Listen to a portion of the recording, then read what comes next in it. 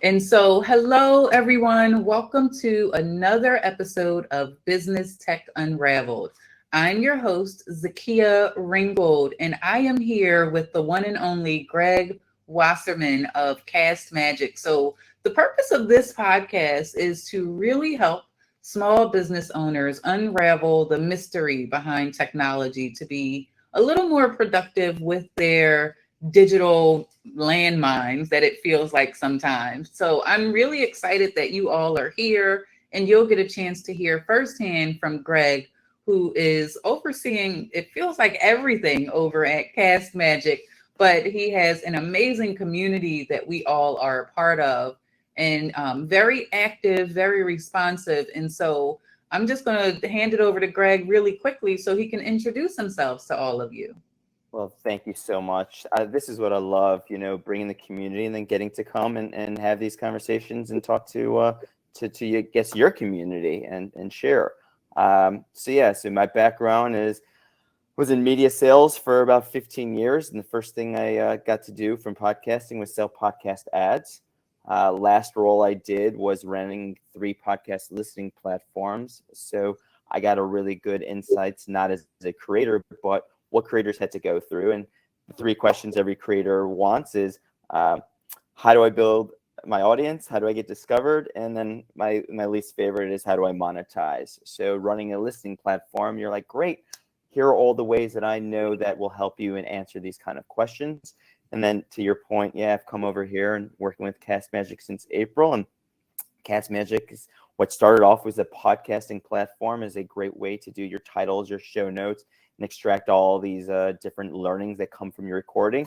It's now turned into a audio workspace for all things, whether you're a coach, whether you're doing meetings.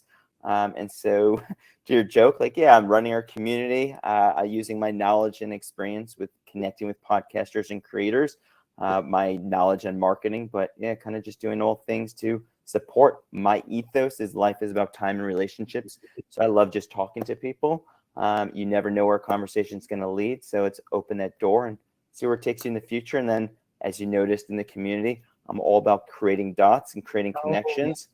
And that's very much who I am. So whether it's on LinkedIn or with my friends, it's like, how do we bridge gaps of good people who have knowledge? What you're doing on this show is like, how do I bring people to others to share that knowledge, to whether it's being vulnerability or just demystifying things that are scary for all of us. Absolutely. And you point out that connecting the dots. And I think that was something because I'm a part of a lot of communities online. And what I found really intriguing, especially about your approach, is when someone new joins, number one, you say definitely introduce yourself, but you're not going to leave them out there stranded. You say, oh, you're discussing so and so. You may be interested in partnering with A, B, C, D. And then even on your LinkedIn post, you'll share interesting podcasts that you've heard that you think your audience is going to be interested in, which I think is really, really powerful. So number one, thank you for that because it's very welcoming and inviting to go somewhere where you don't kind of feel so lost once you get in there. But it's very like, hey, you've probably found your tribe here. It's not just you out there by yourself. So I'm grateful for that part. And you also mentioned the podcast listening that you came from. So there's the podcast listening, the podcast ads, and you said it's building the audience, getting discovered, and the one that's not so interesting being the monetization one. So, what advice do you have for people when it comes to building their audience? Building your audience, I guess it's not that monetization is the interesting one. It's just the most frustrating one because, and then we can answer your question. So the way podcasters usually act is they act as if they were a podcaster. And the problem is podcasting is a badge to wear, but is a medium. It is something, and we were talking about this offline before we started. Everyone now says, as a podcaster, you need to be video. If YouTube is the second largest search engine and you don't have a video for people to find you, you are missing that opportunity. So what my soapbox is treat yourself as a brand. If you treat yourself as a brand, then you will be able to reach your audience wherever they are. podcast listening platforms from an auditory standpoint, YouTube, wherever else video may be consumed from a visual standpoint. But not everyone wants to listen. Not everyone wants to watch. So what I love about Castmagic is it provides you the social channels, provides you the blog, the newsletter, and everything else. So if you want to build an audience, first be wherever your audience is. And that is the heart of it. Your audience, if you go back to yourself as a student and go like, what did I enjoy about how the class was structured? Was I the person who read everything and that's how I consumed the content? Was I the studious person in class that listened to whatever the teacher said? Was it I couldn't read, I couldn't listen to what the teacher says, but my friends gave me the insights, and that's where I gained my knowledge? At the end of the day, you think about all those different capacities. That isn't just a auditory listen to a podcast. You have to meet your user where they want to consume it. And then part of the community building piece is your community is being built across all those different channels. And if you start thinking that way, then the joy of that monetization question becomes, I don't just think downloads. I don't just think I need more downloads so I can sell at an $18, $20 CPM or sponsorship. Now you can actually start thinking the monetization is the guests I put on my show, the newsletter, the website traffic, the blog, the listenings of the podcast players. So now you start thinking about all those different components that go beyond just I'm building an audience on podcast players and I'm trying and fighting so hard to be listed on Apple or listed on Spotify, because I understand there's an audience there and that's why you want to be there. But like, you don't own that audience. So own your audience across all your channels. That's the soapbox. And I think that's really, really powerful. And what I love about Castmagic in particular is sometimes when we're recording a podcast, we're only thinking about that podcast. When we go to load it into Castmagic and it shoots out just natively all of the different ways that we can repurpose that content. You mentioned the blog, the newsletter, the social media posts, the threads. Before Instagram even had threads, it was basing it off the tweets, but you already were calling it threads, and it can be reused. And I think that leads to the next thing that you said about people in terms of not just building their audience, but getting discovered. Can you talk about how Castmagic helps um, anybody who's podcasting? And I don't think it's just podcasting, because what we found in the community is it's an audio tool. If there's some text that can be used. So tell us about how Castmagic helps with that discovery. Yeah, so I guess to go into that, I'll actually take a step back before I go into like the product piece of it, right? So discoverability, do you have a website? Like, let's do the core basic things that you should be doing as a creator. As a business, if we think of yourself as a brand again, think of yourself as, why am I sending people to a website that is not mine? First things first, make sure your show is everywhere. Make sure your content's everywhere. Your brand is you, and you that. And all the other pieces that you're doing, you're kind of throwing money at a wall, or I guess not even at a wall. You're throwing money at other channels that aren't helping you in the long term. What I love about creating is it's a long game, right? Like most people, when they say, I'm going to start a podcast or I'm going to start a TikTok video or whatever the case may be from a creator standpoint, to expect it to go viral right away isn't going to happen. But if you play the long game, going like, all right, I got all this traffic that's SEO driven for my website.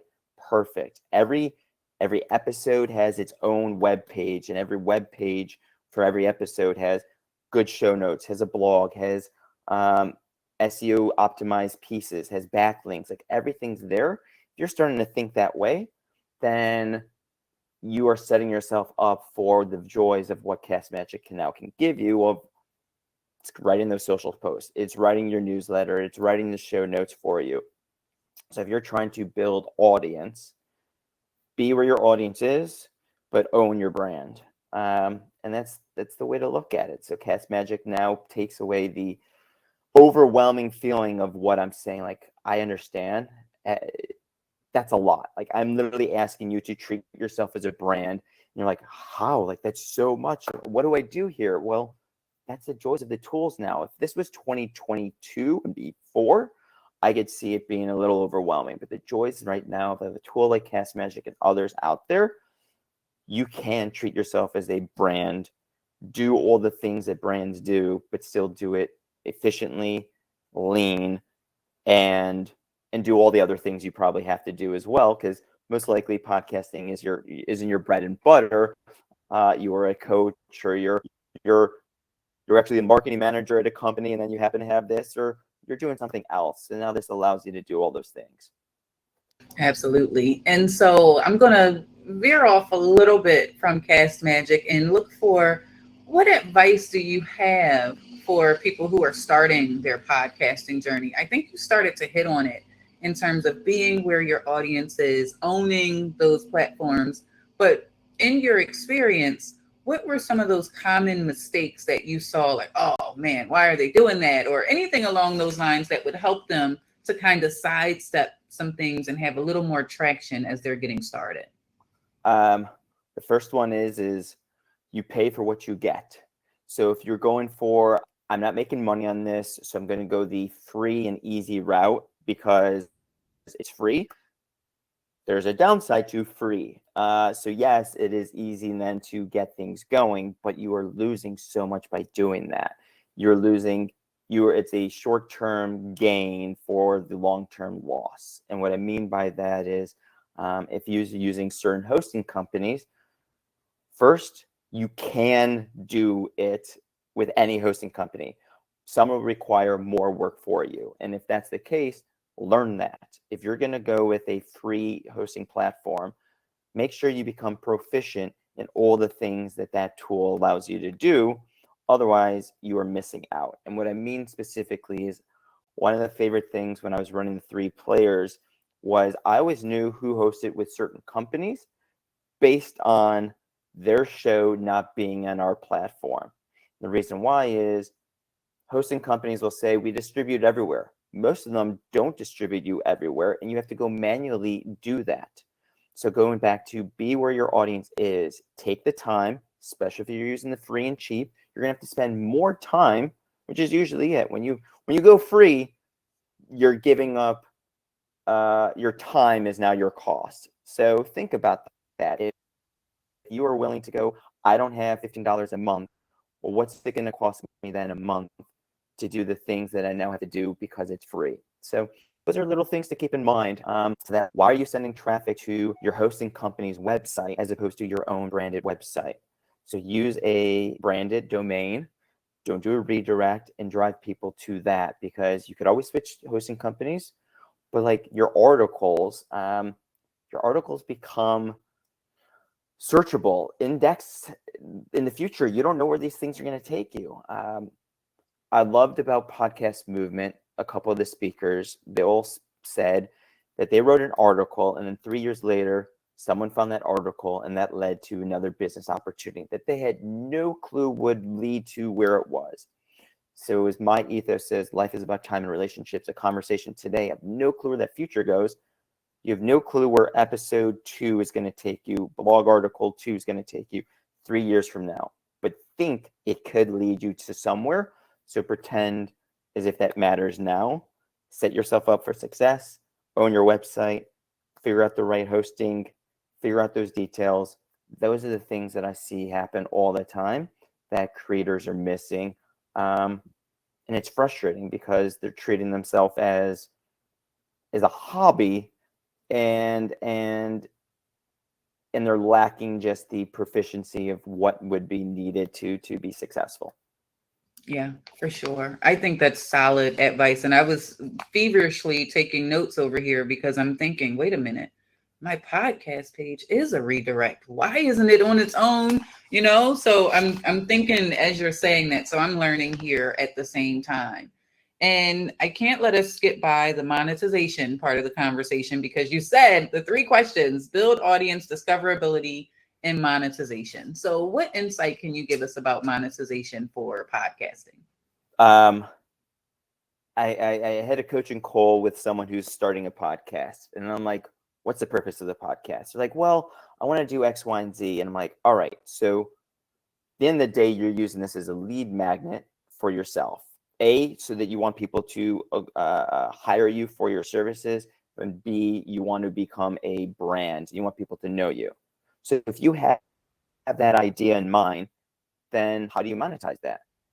It's going to be the guests you may have on your show. Start being specific on that.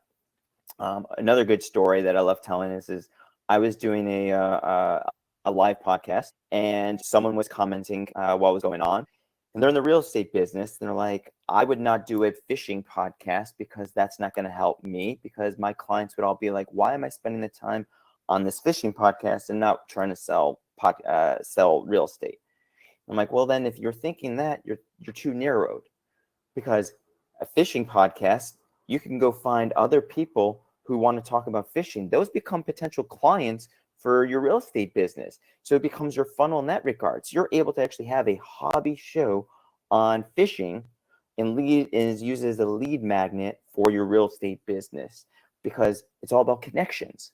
So being smart on who comes on your show, what their message is, empowering them with, hey, here's the assets. That's what I love about Castmagic. It gives you the assets to write a thank you note to your guest. Here's your blog, your newsletter, your social post, all done for you. So you have no reason not to share this with your audience, which then ties back to you, because most of the time, back to your pitfalls I see, hosts struggle getting their guests to share.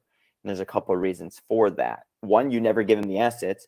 Two, if I'm sharing this story on your audience right now, my audience has probably heard that. So why do I want to share what my audience is already used to hearing? It's because you are going to package that and going, hey, you said this on my show. I don't know if you said it before. I don't know if it's something unique, but you said this specific thing, and Castmagic gives you those quotes. You put it in your thank you note, and now you go, hey, Greg, thank you for coming on my show. Here you go. So you are back to the monetization. You're using guesting appropriately. You're thinking about what your purpose is. And then you're then thinking beyond downloads. As soon as I can get you to thinking about yourself as a brand, you start social. The package that you could sell as a sponsorship isn't, hey, here are my download numbers, but here are the kind of guests I get on there. Here's my social reach. Here's my newsletter reach. Here's my overall brand identity. That's what you're buying. You're not just buying 200 listeners on my show, right? So it becomes so much more than just, how do I monetize this? And then the last thing I'll say is, it's a long game. So you're doing this to get the ultimate. But if you're going like, I need to be making money in the first year, it's possible, but it depends on what your business is and what you're thinking about how to do this. If you're like, I just want to tell amazing stories of people and inspirational stories, because I think everyone's got a voice to be heard, then perfect. How do you think about who those guests are? What's your platform? What are you trying to accomplish? Is it to, I guess at the end of the day, what are you trying to accomplish? Because you can still make money by telling inspirational stories, but what do you do with that? Yeah. And what I hear from that is you're moving from the transactional mindset to more of a transformational mindset for you, both as the podcaster and those guests that come on. Like, how can you make that a total package so that, and it's not just about the monetization, and why I say transformational for the individual podcaster, because you should be growing with each one of those episodes, right? So it's the with them, what's in it for me, but also what's in it for them at the same time. So I really, really like that approach. And then that inspirational stories part as well. I do want to go back to Castmagic because it started out as just a podcasting tool for me. And by coming on those community calls, I am learning that it can be used for so much more. So what were some of those things that you've heard how people have started to leverage the tool beyond just their audio podcast, that like, hey, I never thought of that. What were some of those cases where you were like, that's interesting. Wow. I mean, I think what our first preset was podcast. The next one was seeing how many people are using YouTube videos, going like, all right. So we created a YouTube preset package in there.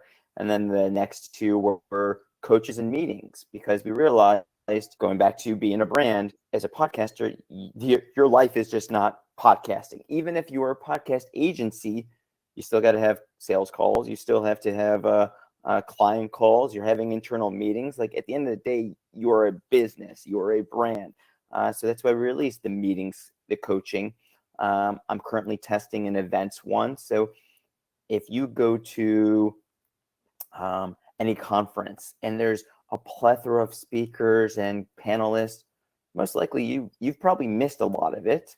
Whether it's all day and you're not going from rooms and you have the same track, you're like, all right, I gotta go to the bathroom. Like, I'm missing something. I want to go meet and talk to someone, so I'm missing something. Someone coughed. I'm like, oh, I couldn't hear it. The sound quality, like, no matter what, you're missing. So the events is another thing that I love, because what if I could load that recording into Castmagic and go, hey, here's the speaker bio of each person that just spoke.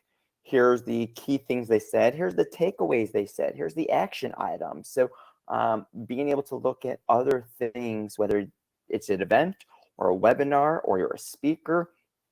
Another one I love is people are using Castmagic as a prep before they actually do their content. So let's say you wanted to record, so you use our iOS app that's in beta, but should be released on the App Store in the next couple of weeks. But like, you go ahead. I know I'm dating this. Sorry, you guys. But ultimately, you record your thoughts, going like, all right, I got Greg on my show. I've looked at his LinkedIn. I've communicated with him, and you're just free flowing, external processing. You record that into Castmagic. It's now going to give you questions. It's going to give you insights, and like, all right, now when I actually talk to Greg, this is what I want to do. Or you can go ahead and say, I've seen Greg on someone else's show. I'm going to upload that into Castmagic, and it's going to give me questions that I now can ask Greg, because he may not have expanded on it, or it's different things that we want to expand on and look at. So there's so many different facets that I'm seeing people use Castmagic for beyond. I literally just posted in today's community, someone's taking the timestamp overviews. We provide a long form and a short form. And they're taking the long form, and that's part of their social post, going like, hey, here's what we're talking about on this episode. At the 1 minute and 55 second, we talk about this. At the 5 minute, we talk about this, and that's literally their social post. I'm like, wow, that's genius, because normally most people are coming in there and going like, what are the top 7 takeaways from this show? He's literally saying like, this is the time that you can see if you want to go see what that takeaway is. So yeah, there's so many different use cases, which is really exciting, because it goes back to how do we become the audio workspace for you? And one thing we didn't talk about is Castmagic has a tool called Magic Chat. Ask it whatever you want based on that recording. So you can now start, I mean, some of the favorite prompts I've got is turn it into a poem. Someone's like, make the lyrics of a song to this. Like, you just get creative, and it's really cool to see the creative minds of creators, perspectives of how to use a tool that we're just empowering you with, and you get to have fun with. Absolutely. And I just for the sake of my audience, I am very comfortable with presets and prompts, but that may be a term that they don't understand in terms of what the presets are, why you would use them. So could you dig just a little bit into how powerful that is and why it's effective in Castmagic? Yeah, good one. So currently the way Castmagic is set up, we've got 6 profiles. Podcaster, YouTube, meetings, coaching, sales discovery, and sales call, right? So with each one of those, we're going to give you out of the box preloaded presets. So all you have to do is load your recording in there, choose the profile you want, and then you'll get all these presets that are already made for you, going like, all right, if you're a podcaster, you know, titles, titles, introductions, clips, quotes, and so forth, right? So if you did nothing and just uploaded and use that preset, you're already going to get a plethora of information that you can use. As I'll say for your audience and everyone else, it's AI. It's not meant to replace you. It's not meant to be perfect. It's meant to give you 20 pieces of content that you can now edit, as opposed to how do I write 20 pieces of content on my own, thinking about each piece. It's like, no, let's give you all those 20 pieces of content out of the box. Now you make your own changes, your edits. Then there's the magic chat piece, which is now like, well, there's more stuff I want out of this, or I'm creative, I want to do this, or we don't actually give you show notes as a podcaster because every person does show notes differently. So you can create your own prompt saying, this is the format of my show notes of what I want. Create it, save it, and then have it run every time you upload a recording. So it's powerful in the sense that if you did nothing and you just want to edit, we're giving you all that just to edit. If you are creative, and as you know, in our community, we have a favorites prompt section in Slack. So people are sharing their stuff. We literally just released this week now the ability to add a prompt as a community member and then literally add that to your workspace from a website. So making it easier for you to go ask, find, let's community give you that guidance. Absolutely. Wow. So yeah, I think so. He says it much better than I can, but that was the thing that sold me on Castmagic. It's like, wait, what? It's like magic after you upload your audio or your video, right?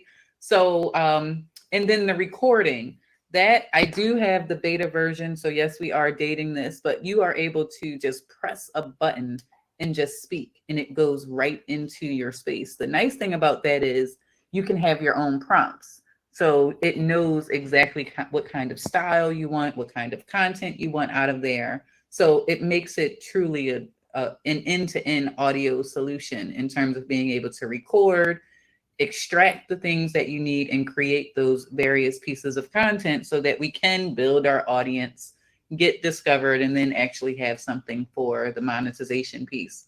So we cannot let you go without at least telling people how they can connect with you, how they can get their own version of Castmagic or join the community, anything like that. So can you share that with us, Greg? So from signing up, hopefully use your affiliate link. So everyone, use Zakia's affiliate link and sign up that way. And once you sign up, there's in the bottom left corner of your account, you're going to have join an onboarding call. I would love to meet you. I do the onboarding calls. That is the first interaction with community. That is the first way that I'm bringing everyone together and going, look, Castmagic is one tool in your tool belt and whatever you're using it for.